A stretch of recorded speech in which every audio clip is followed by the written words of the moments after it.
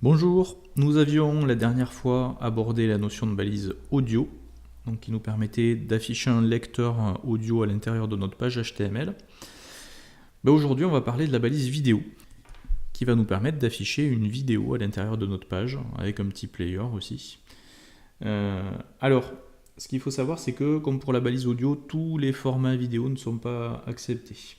Alors, vous pouvez utiliser le format MP4, par le biais de l'utilisation de l'encodage en H264. Vous pouvez également utiliser le format WebM ou potentiellement le OGV, donc c'est le Ogg Vorbis mais pour la vidéo. Et ensuite, tout bêtement, utiliser la balise vidéo dans votre page HTML. Alors j'ai déjà constitué une page HTML, vidéo.html, avec le squelette de page déjà prêt. Et à l'intérieur de mon dossier racine de site test, et dans le dossier média, j'ai mon fichier vidéo intro, alors intro.mp4, vidéo encodée avec le codec H264. Alors j'aurais pu à l'intérieur de média sous-catégoriser, donc créer le sous-dossier audio et le sous-dossier vidéo, pour pouvoir les différencier. Bon, je ne l'ai pas fait. On va utiliser ça comme ça. Donc si je veux faire apparaître cette vidéo intro dans ma page, je dois utiliser la balise vidéo. Alors la balise vidéo, comme la balise audio, est une balise ouvrante associée à une balise fermante. Ce n'est pas une balise auto-fermante comme la balise IMG. Et comme pour la balise audio, la balise vidéo ne fonctionne que si vous lui attribuez une source, c'est-à-dire l'attribut SRC, attribut qu'on va placer donc au niveau de la balise d'ouverture. Et en valeur de source, moi je vais me rendre dans le dossier média et utiliser intro.mp4. Après visualisation,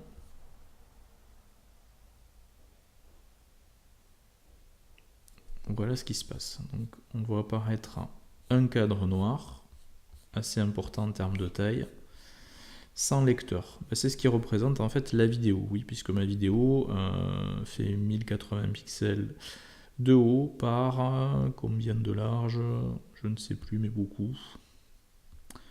1620 je crois. 1920 pixels de large. Donc d'où le débordement que vous visualisez dans le navigateur. Donc il n'y a pas de contrôle et la vidéo est bien trop grande.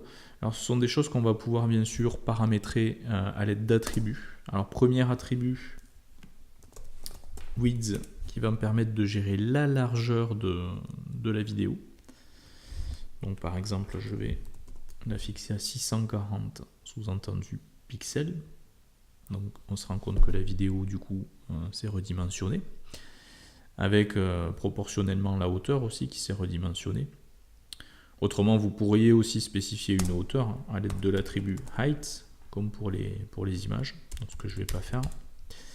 Et pour ajouter donc au niveau de la vidéo le petit lecteur, le player, vous allez rajouter, comme pour les balises audio, l'attribut controls. Et voilà, le player apparaît et vous pouvez lancer la vidéo. Donc vous avez aussi la gestion du son et la possibilité de passer la vidéo en plein écran.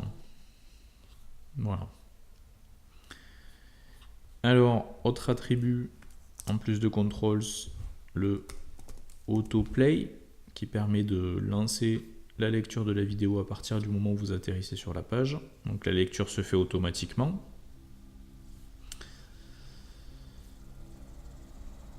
Et vous avez également un attribut, comme pour la balise audio, l'attribut loop, qui va jouer la vidéo en boucle. Donc c'est-à-dire qu'arrivé à la fin de la vidéo, elle repart du début. Donc jusque là, c'est très similaire à ce qu'on a manipulé au niveau de la balise audio. Et particularité de la balise vidéo, c'est son attribut poster, qui va vous permettre de définir une image à appliquer au-dessus de la vidéo avant que la vidéo se lance. C'est-à-dire que si Alors, il faut que je retire le autoplay. Je vais retirer le autoplay et le loop d'ailleurs aussi. Donc, vous voyez que quand j'affiche la page de base, nous avons la vidéo qui a un fond noir en fait. Il n'y a pas de visuel. Si vous voulez appliquer un visuel, c'est donc l'attribut poster qu'il faut utiliser, avec, entre guillemets, le chemin vers l'image à utiliser comme visuel.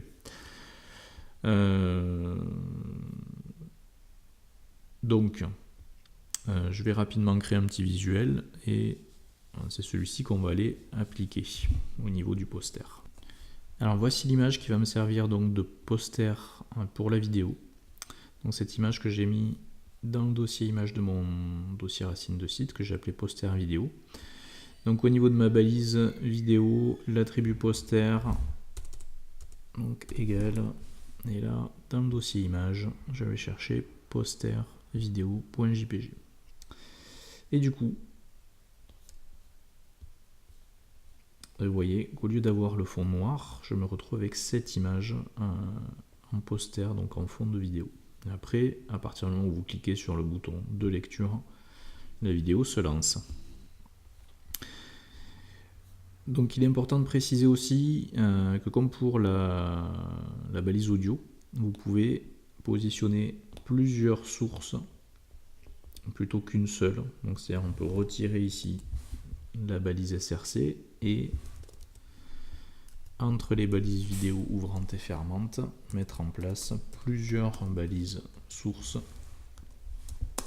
qui, elles, pour le coup, auront l'attribut SRC avec le fichier rattaché. Donc l'idée, c'est de pouvoir proposer des sources vidéo différentes.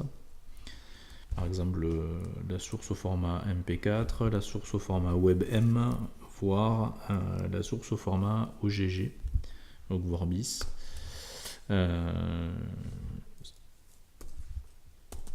C'est vous qui voyez. Donc de manière à ce que ce soit en tout cas lisible par tous les navigateurs du marché. Donc voilà qui clôt notre partie vidéo. Alors avant de terminer, je précise quand même que cette balise vidéo est une balise aussi de type en ligne, comme la balise audio et la balise image. C'est-à-dire que si vous mettez plusieurs vidéos à la suite, elles se positionneront côte à côte. Alors, si leur taille le permet, vu que là j'ai des largeurs qui sont un peu trop importantes, je vais passer à 240 pour les largeurs. Donc là, vous voyez effectivement que les vidéos sont côte à côte. Voilà. Donc, prochain cours, on abordera le thème des liens hypertextes qui nous permettront donc de passer d'une page à l'autre, de créer des menus de navigation.